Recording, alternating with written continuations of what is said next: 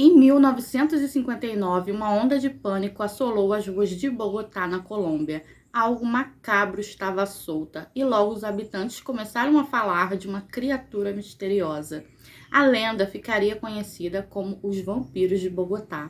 Mas o que realmente aconteceu naquela época? Seriam esses apenas frutos da imaginação ou existiu algo muito mais sombrio por trás do mistério?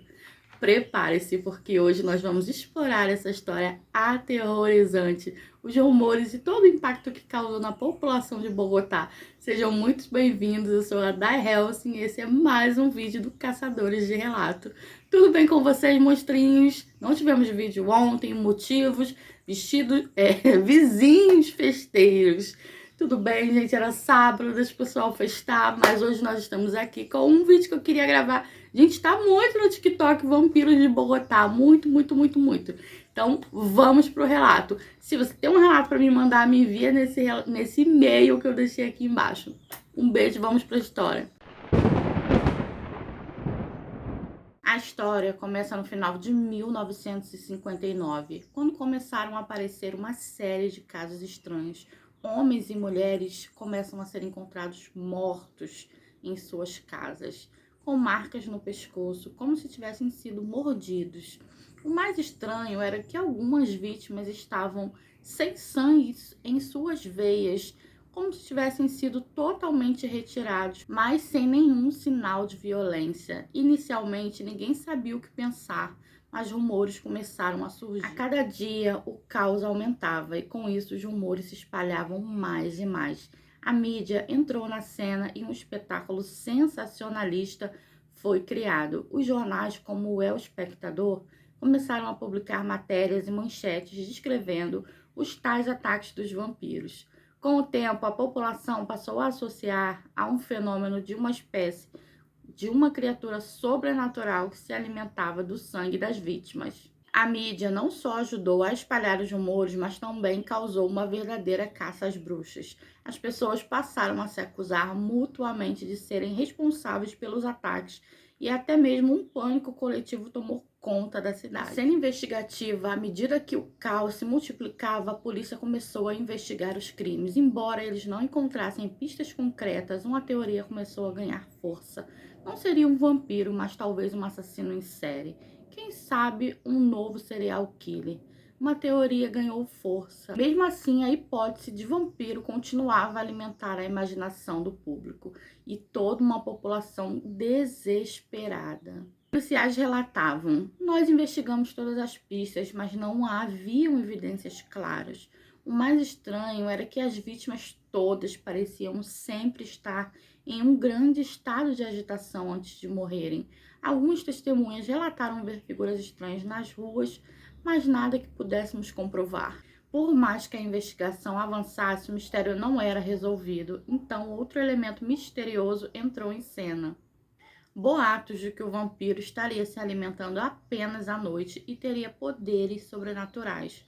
Com o aumento do pânico, muitas pessoas começaram a se trancar em casa após o entardecer.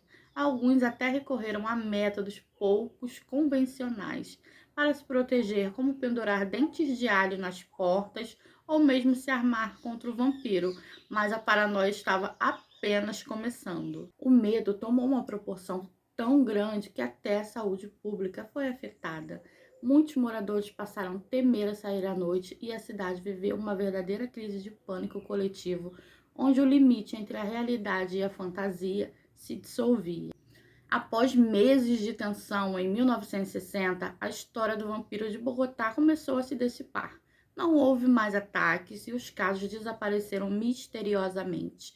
A explicação para os assassinatos nunca foi totalmente esclarecida, mas várias teorias surgiram. Algumas sugerem que os ataques poderiam ter sido causados por uma doença rara que causava hemorragias, enquanto outros acreditam que os ataques eram o trabalho de um assassino em série, alimentado pela fama que a mídia havia criado. É possível que muitos desses casos tenham sido apenas exagero causados pela mídia e pela histeria coletiva. O fenômeno dos vampiros pode ter sido, de certa forma, uma construção social, uma mistura de pavor, uma busca da explicação pelo inexplicável. Embora os ataques tenham cessado, o mito dos vampiros de Bogotá deixou uma marca profunda na cultura popular, nos filmes, séries e livros que começaram a explorar o conceito dos vampiros urbanos com a influência direta do Pânico de 1959. Hoje, a história dos vampiros é vista como uma lenda urbana, mas ainda é lembrada pelos colombianos como um dos maiores mistérios do país.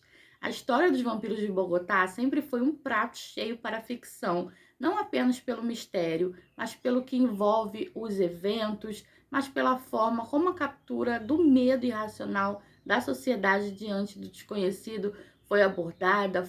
Por mais que a verdadeira história seja envolta em mistério, o legado do pânico e da lenda ainda permanecem na memória coletiva da cidade e da cultura latino-americana. Os vampiros de Bogotá, seja um fenômeno real ou apenas uma criação da mídia e da cultura popular, continuam a fascinar e a aterrorizar aqueles que ouvem essa história. Um mistério que fez a cidade se trancar à noite e que ainda hoje é lembrado como um dos maiores enigmas da Colômbia. Então, meus amores, essa foi um pouquinho da história da lenda dos vampiros de Bogotá. Eu queria muito trazer esse tema para vocês. Tá rolando muito no TikTok. Me diga o que vocês acham. É uma lenda? É real? Você tem histórias dos vampiros de Bogotá? Manda pra gente aqui nesse e-mail que eu vou deixar para vocês. Eu tô muito feliz que eu trago esse tema para vocês, que eu queria muito. Deixem aqui também sugestão de tema que vocês gostem. Não sai desse vídeo sem deixar o seu curtir, porque é de graça, ajuda muito o canal. Vocês me ajudam e eu ajudo vocês trazendo aqui os temas e os relatos de vocês. Tudo que vocês me pedirem, eu vou estar sempre aqui ajudando vocês também. Então deixa o seu like, não saia do canal sem se inscrever. Um beijo e até o próximo vídeo.